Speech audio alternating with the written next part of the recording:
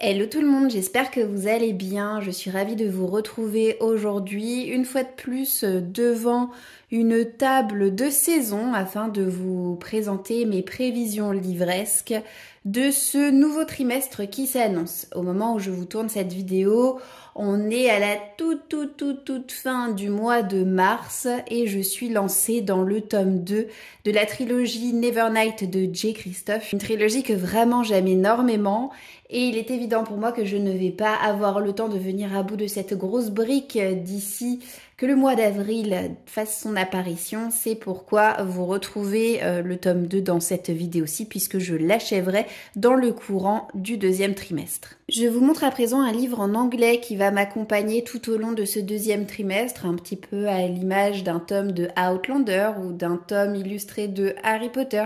Ça va être un petit peu ma lecture fil rouge de ce trimestre. J'en lirai quelques pages par jour, tous les jours, jusqu'à ce qu'on atteigne l'été.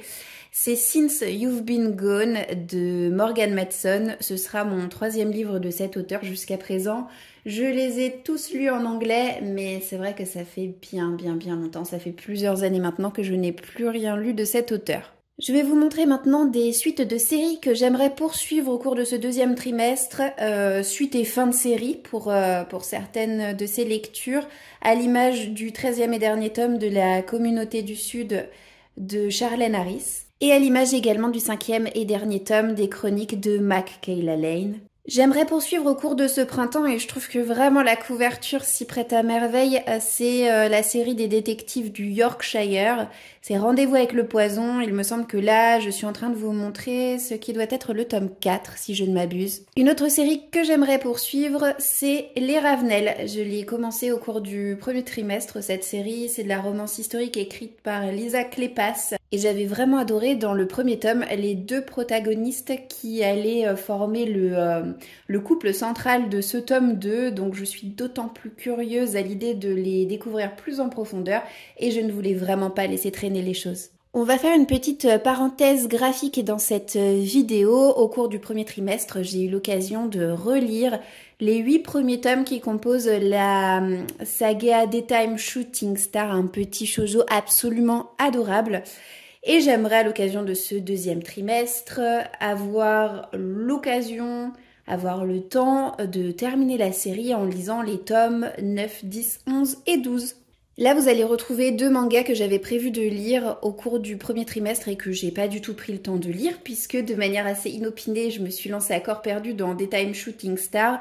Donc je vous montre le volume numéro 8 de Hana Yoridango et le volume numéro 9 de The Promised Neverland. Il est temps pour moi de vous montrer les 5 livres qui ont remporté le plus de votes suite à la vidéo que j'ai eu l'occasion de faire en vous montrant ma présélection de piles à lire printanière. Vous avez ainsi massivement voté pour À la recherche d'Alice Love de Liane Moriarty, pour le tome 2 des enquêtes d'Anna Swenson, pour les 10 000 portes de January, pour Prospérine, mais aussi pour Fleur d'Oko.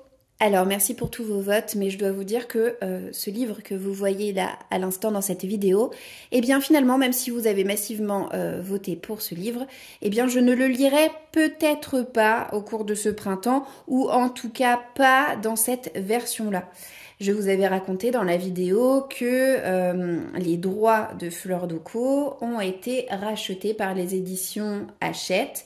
Laetitia Danaé a mis un terme à son contrat avec la maison d'édition Snag et ce premier volume d'une duologie a été entièrement remanié, entièrement corrigé, mais surtout quasiment entièrement réécrit, ce qui fait que ce livre-ci n'a finalement plus grand chose à voir avec le livre qui va sortir à la fin du mois d'avril, le 26 si je ne m'abuse.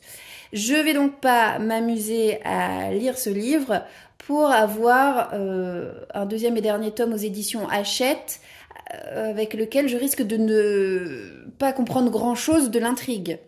Donc ce livre, je ne vais pas le conserver, je me le rachèterai aux éditions Hachette, sauf que je ne peux pas vous dire quand et je ne peux pas non plus vous garantir de manière absolue que je vais prendre le temps de le lire ce printemps. Donc ce que je pense faire, c'est que je vais m'acheter le nouveau volume aux éditions Hachette dans le courant du printemps Et c'est vraiment dommage parce que la couverture est loin d'être aussi belle que celle qui a été publiée aux éditions Snag. Et je pense que ce livre, je le lirai quoi qu'il arrive au plus tard dans le courant de l'été.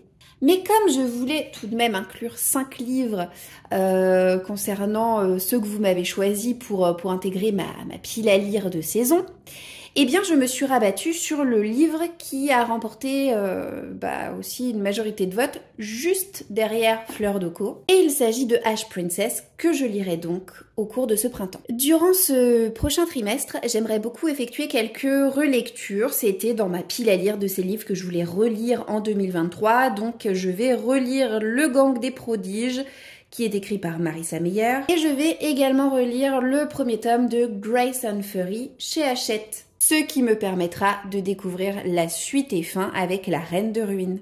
Il y a 2 nouvelles séries vis-à-vis desquelles je suis très emballée à l'idée de commencer là au cours de ce printemps. D'abord, le premier tome de La Villa aux étoffes d'Anne Jacobs et dans un tout autre registre, le premier tome des Aventuriers de la mer. Pendant 2 ans, j'ai lu énormément de Colleen Hoover puisque je m'étais challengée à relire tous les Colleen Hoover présents dans mes bibliothèques que j'avais déjà lu une première fois il y a bien longtemps de ça. Maintenant, je suis à jour de tout ce qui est relecture, mais j'ai pas envie de plus rien lire non plus de cet auteur que j'aime tant. C'est pourquoi je vais me lancer dans les semaines à venir dans la lecture de Verity. En fin d'année dernière, je m'étais aussi confectionné une petite pile à lire qui comportait 5 livres tirés au sort via l'application Livre Addict. Et parmi ces 5 livres, j'en ai déjà lu 2, je crois. Et le 3e, c'est Une pincée de magie de Michel Harrison, sorti chez Seuil. Et pour finir, 2 auteurs que je lis absolument tous les ans dans leurs livres en format poche. Il s'agit de Laurence Perrin et je lirai donc Ma chérie. Et de Virginie Grimaldi et ce sera autour du livre Quand nos souvenirs viendront danser. Et c'est du coup avec cet auteur que j'adore que je vais terminer cette petite vidéo. J'espère qu'elle vous aura plu. J'espère qu'elle vous aura peut-être donné quelques idées lecture et que si jamais vous avez lu certains des livres que je vous ai présentés aujourd'hui, vous n'hésiterez pas à me laisser un petit message en commentaire pour me dire ce que vous en avez pensé. Je vous souhaite de passer une très belle journée et je vous dis d'ores et déjà à très bientôt dans une prochaine vidéo. Ciao ciao!